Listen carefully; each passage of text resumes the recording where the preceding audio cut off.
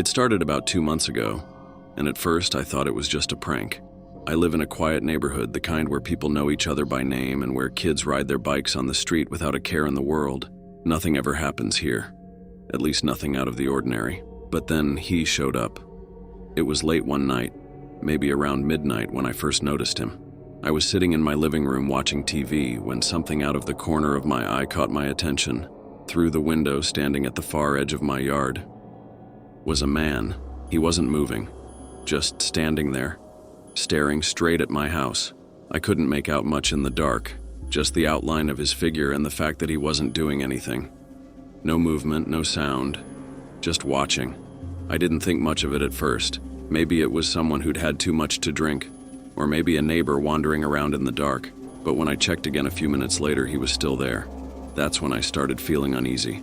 I went outside and called out to him, asking if he was all right or if he needed help. No response. He didn't even turn his head toward me.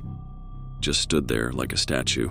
After a minute of feeling ridiculous talking to a stranger who wouldn't acknowledge me, I decided to go back inside. When I looked out again, he was gone.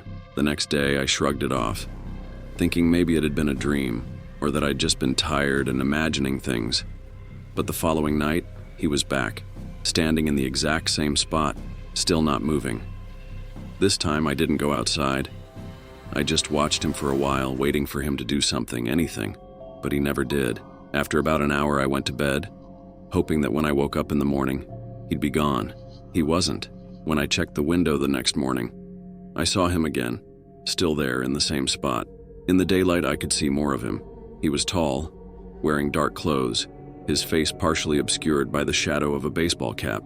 But what was strange was how still he was. He didn't fidget or sway like a normal person standing for hours would. He just remained completely motionless. By this point, I was starting to get seriously creeped out. I called the police, explained the situation, and they sent an officer over. When the cop arrived, the man was still there, but when the officer approached him, the man finally moved.